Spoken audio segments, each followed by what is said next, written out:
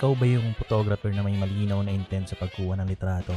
O photographer na kumukuha ng kahit na ano at para sa sariling interes? Try natin pag-usapan kung bakit kailangan ng naratibo sa mga kinukuha na nating litrato.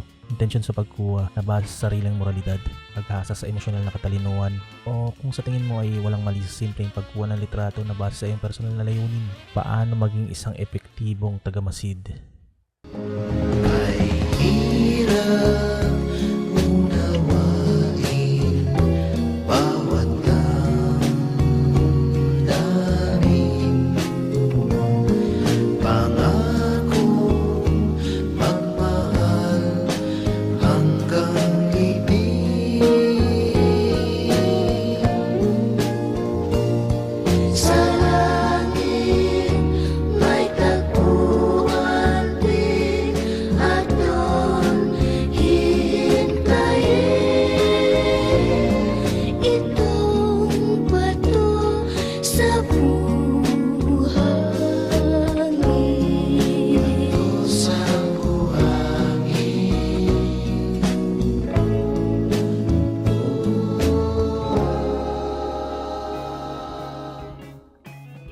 Uy, kumusta? Okay ka lang? Ako si Anton, isang alagad ng sining visual. Baguhan at kutong palagi matuto pero di na yun mahalaga. Gusto ko lang magkwento ng mga naiisip at mga na-experience ko sa pagkuha ng litrato. Ang lahat ng ito ay sariling opinyon, ikang isip ayon lamang sa aking experience. Hindi dito nangangahulog ang tama. Pwede ba nating sabihin walang meaning ang lahat ng likha nating sining? O required ba tayong ipaliwanag ang teksto nito? Sumagi sa isip ko. Wala namang meaning ang lahat ng to eh. Bakit kailangan ko ng emosyon sa mga litrato ko? Nare-represent ako ang tunay na realidad, komunidad ko. Pwede ko naman kuhaan lang ang magagandang nakikita ko. Gaya ng mga bulaklak, ulap, dagat, lights and shadows na tumatama sa mataas na gusali, mga reflections sa salamin sa mall, at iba pa. Bakit ko kailangan ng Filipino essence sa mga litrato ko kung nakapokus ako sa formulaic aspeto ng photography?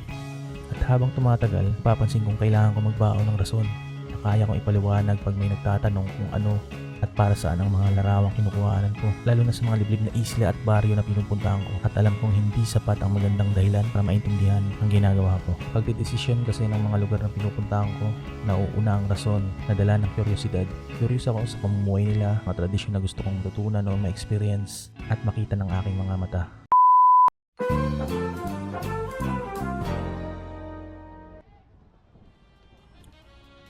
So ayun na nga, nakita na.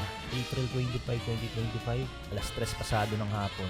Medyo makulimlim pero sobrang init habang naglalakad sa Carriedo Street sa Maynila. Nakita ko to si ate may suot na plastic bag sa ulo.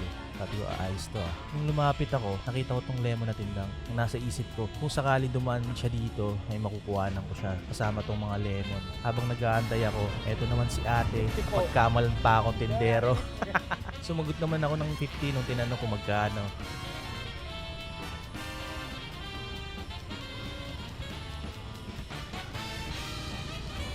Lemon pampalaglag. Pampalaglag. Ayun, dinawin mo. Talaga ba? Nagagamit pa yan dyan? Pampalaglag talaga? Ano yan? Pang ano nga, gamit natin. Kaya yan.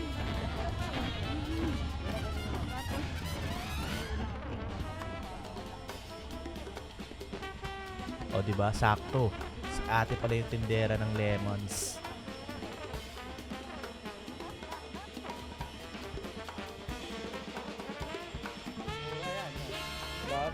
Ano yan eh?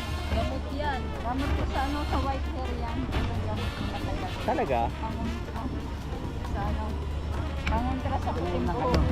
Kaya pala ito ang ganda ng buhok. Itong gusto ko sa kalsada eh, yung small talk.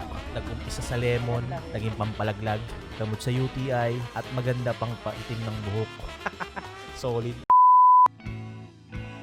Sabi sa nabasa ko, we were taught to paint and draw the flowers, but nobody taught us to paint and draw the scent. Ang interpretasyon ko dito ay simple lang. Hindi sapat yung natumbok mo ang isang magandang eksena para maging epektibo ito. Kailangan ito ng naratibo, teksto, at emosyon na direktong mararamdaman at maiintindihan ng titingin dito. Paano ko nga ba ito sinusubukan sanayin? Dati ang dala ko lang ay yung mga formula na natutunan ko din sa ibang tao. Mga konsepto na madaling maintindihan at magandang panimula sa mga nag-uumpisa. Habang nagiging paulit-ulit ko itong naririnig, lumalayo naman ang interes ko mag-focus sa ganitong estilo. Ang sa tingin kong missing piece dito ay una, trato ang photography as an art form para maging mas malaya tayo dito mag-create at hindi maging formulaic. ang art journey natin. Pangalawa, practice maging empathic. Aralin ang human condition, human behavior. In short, i-improve ang emotional intelligence. At pangatlo, hindi sapat ang art ko to na paliwanag. Kailangan may intent, reason, at narrative ito. Hanggang ngayon, nananatili akong estudyante. Isang clay na patuloy na minumolde ng panahon at sariling experience. At sa aking konklusyon, kailangan ng naratibo, konteksto, at pag-improve ng social emotion para maging epektibong observer na maaaring makatulong sa atin sa paglika ng mas meaningful na mga litrato. Kung sa tingin mo ay nakatulong itong pinagsasabi ko, salamat sa iyo. Ngayon, pagkakataon mo naman para makatulong sa iba. Anong petsa? Anong oras? Utang ina mo ako!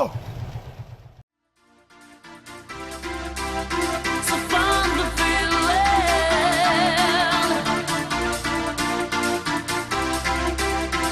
Bom diggy diggy diggy bong diggy bong.